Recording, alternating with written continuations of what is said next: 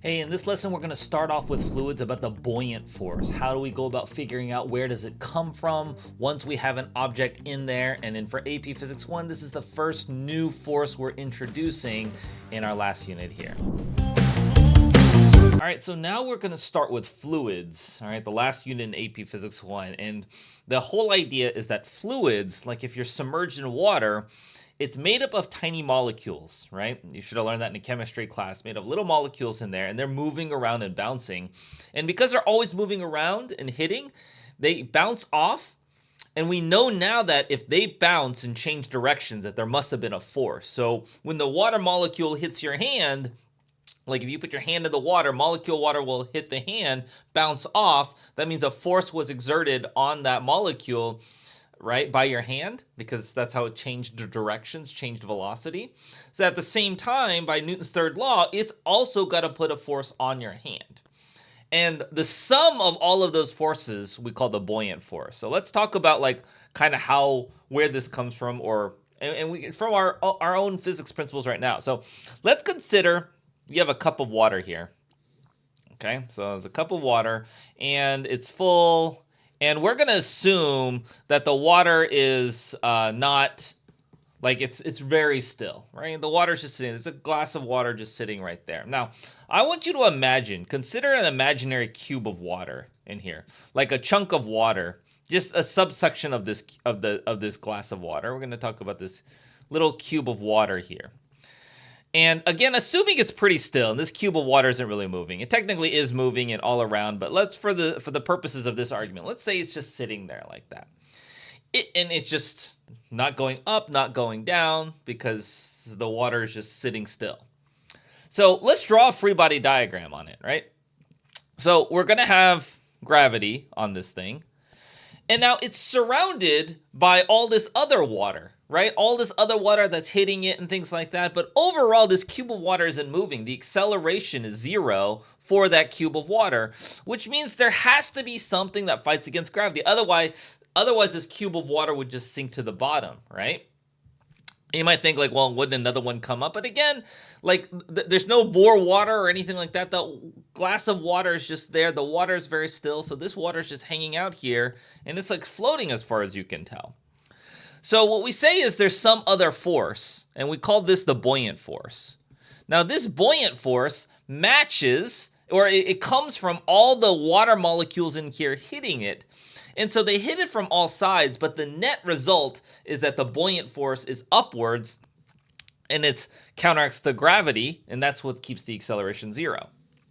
Now, if you imagine that I replaced this cube of water with something else, it ought to experience the same force here because ultimately it's the same thing around it. Like if I took this cube and just teleported out and replaced it with a wooden cube block, maybe the mg would be different because of the mass of the object would be different, but the buoyant force, because it's caused by the surrounding water, would not change. So this is an important point about the buoyant force. The buoyant force equals mg, where this is the mass of the water volume. That is, you look at the volume of this cube, whatever that is, whatever the mass of that thing is, and the buoyant force is just simply going to be the mass of that water times g. Okay?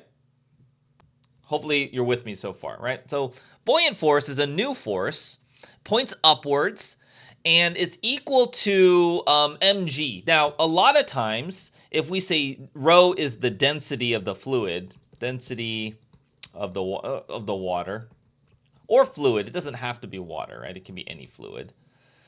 Then we remember that density is mass divided by volume. So the mass you can do is density times volume.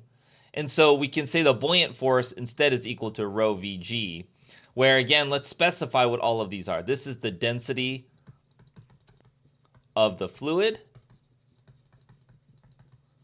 And this is the volume displaced. Volume displaced. What do we mean by that? We mean it's the volume of the cube, this imaginary cube that we were looking at, is the volume displaced by the object.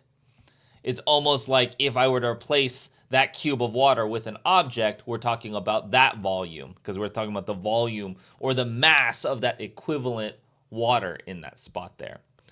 So in terms of all we're really changing is we have a formula for a buoyant force and we have a direction. So it's just going to affect our drawing our free body diagram. So when an object's within a fluid, the buoyant force points upwards. That's the direction.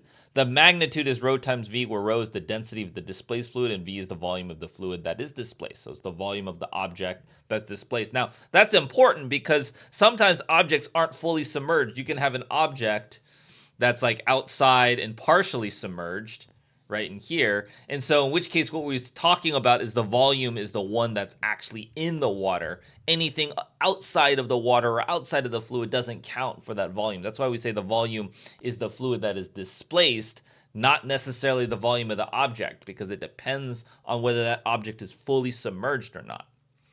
Okay, the rest of the forces, everything else is going to be coming from Unit 2. Same problem solving steps, same forces. Unit 2 problem solving steps. So let's take a look at a couple of problems. So we have an object, mass 40 kilograms, volume 0.1 cubed, is submerged in a container filled with liquid. Density is 1500, held in place with a rope tied to the bottom. So again, we have this liquid of water here, right? And we have this object in here.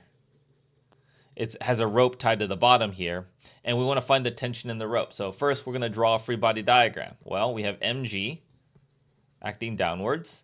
We have a rope touching it, so there's a tension pointing downwards. And then because it's submerged in a liquid, there's a buoyant force upward here.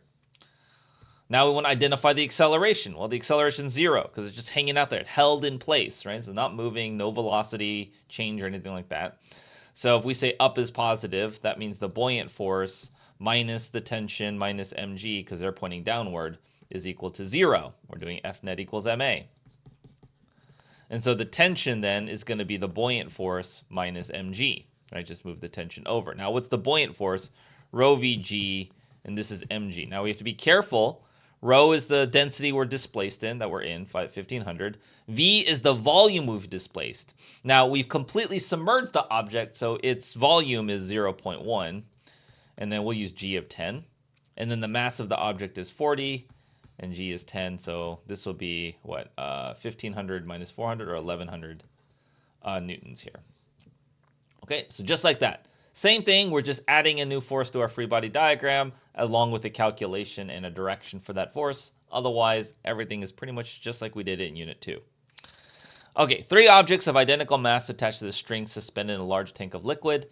Must all 3 strings have the same tension? Well, let's take a look. They're identical mass, so let's draw our free body diagram. We have MAG, then we're going to have a tension, we'll call it TA, and then we'll have a buoyant force, FBA, from that liquid, right? And then here we're going to have MBG. Actually, they all have the same mass, so we'll just say MG. So, MG, MG, this is the tension on B, and then you have a buoyant force here. Here you're going to have MG, you're going to have a tension C, and you're going to have a buoyant force here. Now, are these buoyant forces the same or not? Well, it's based on the volume. So the M's are the same, right? But the buoyant forces are going to be different because it's going to be based on the volume of the object, right? So the buoyant forces are different, so the tensions aren't necessarily the same, because in all 3 scenarios, the acceleration is 0. So we're going to have the buoyant force plus the tension force equaling mg. Upward forces equal downward forces. But this is the same, but this one not necessarily the same, not all the same, because it said identical mass, it didn't say identical volume, right? And so no. Object A is a volume there, density here, the tension in the string. So they're talking, this density is not the density of the liquid, it's the density of the object, okay? Be very careful. If I give you densities of other things that has nothing to do with the liquid, don't just say like, oh, I have a density, I plug it into rho Vg. Okay, so the tension string is 0.098. Count the buoyant force on object A. Okay, so buoyant force is going to equal mg minus the tension. Now, what is the mass of this object? Well, they give you the density. Density times the volume will give you the mass. So this is going to be 1,300 times 1 times 10 to the negative 5. We'll use g of 10, and then they say the tension is 0.0098. So then the buoyant force here Just use our calculator. 1300 times 1e negative 5 times 10 minus 0.0098. I get 0.12 newtons here. Okay. C, calculate the density of the liquid. Well, we know the buoyant force is rho Vg. Now, this is the density of the liquid, right, times the volume displaced by times g. And so the density is going to be, because we just calculated the buoyant force, times volume times g. So it's going to be 0.12. The volume we said was 1 times 10 to the negative 5, because it's fully submerged, right? Fully submerged. If we're partially submerged, then you wouldn't necessarily do that, times 10 here. So divide that 1e negative 5, and I get 1,202 kilograms per meter cubed. That's density, mass per volume. Some of the liquid is now drained from the tank to only half the volume of object A is submerged. Will the tension and the strain in the object A increase, decrease, or remain the same? Well, so remember the tension here is mg minus the buoyant force, right? So what's going to happen is if you only submerge half the liquid, right, the buoyant force is going to decrease, right? This part doesn't change because it's not like I changed the mass of the object, right? It's not like it didn't change. So the buoyant force goes down, you subtract a smaller number, then the tension force has to increase. Okay, so just like that. So again, a very heavy Unit 2 concepts. We're pretty much doing the same thing that we did in Unit 2 when it comes to the buoyant force. Thanks for watching. Please subscribe if you haven't already, just to like improve the quality of the channel so that it shows up more so we can share this out with more and more students out there.